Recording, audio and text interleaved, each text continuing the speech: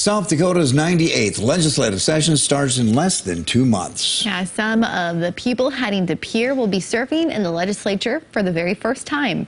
KELOLAND's Dan Santella takes a closer look at what it feels like to be embarking on a first term in tonight's Eye on KELOLAND. Democrats Liz Larson and Cameron Nelson and Republicans Dennis Kroll and Jessica Baumüller will all be serving in the legislature for the first time. Nelson, Kroll, and Baumüller will serve in the House. Larson was elected to the Senate.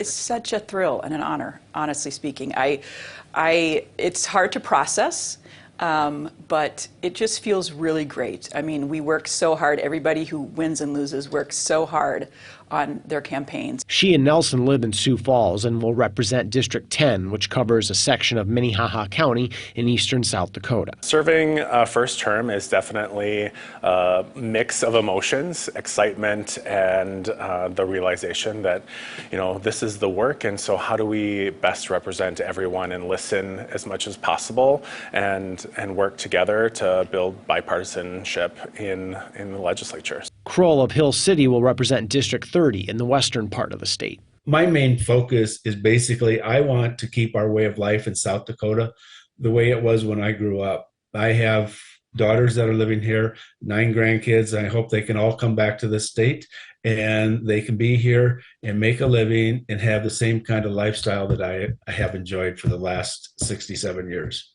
Baumüller lives in Alexandria. She'll represent District 19, which stretches from the border with Nebraska to north of Interstate 90 in eastern South Dakota.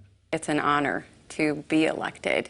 The first time I voted for my mother for school board, and I've actually been able to vote for my dad too, but to actually check my box on the ballot is very surreal, and I look forward to it. Her father is Arch Beal, who will represent eastern South Dakota in the Senate.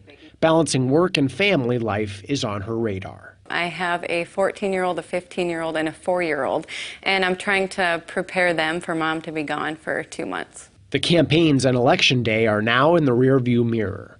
It's a great honor, and it's a relief now that it's over.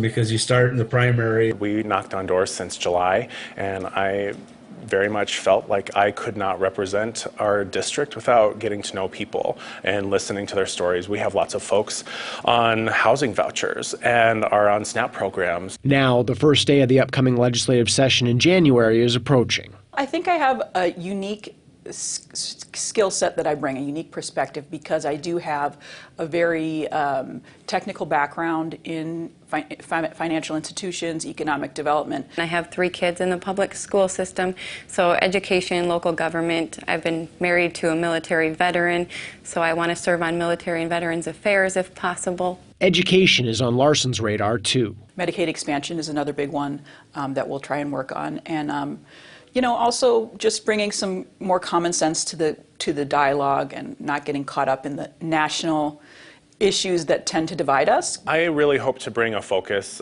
with a youth perspective, really making sure that our young people here in South Dakota feel welcome and that South Dakota is an inclusive place.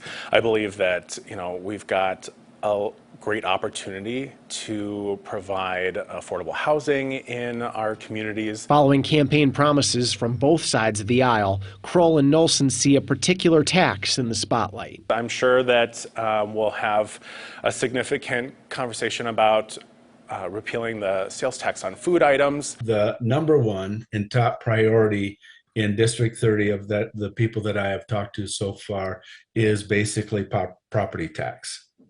And so that is a major concern of theirs right now. And the other thing that I see on the horizon is the governor's proposal to eliminate the sales tax on food. No 2 legislators bring the same perspective to Pierre. Soon these 4 will have a chance to make their own individual marks on the laws of the state. I'm excited and I'm looking forward to it. I know that I'm going to have a lot to learn. With Eye on KELOLAND, I'm Dan Santella. The legislative session opens on Tuesday, January 10th. Well, there's plenty of pieces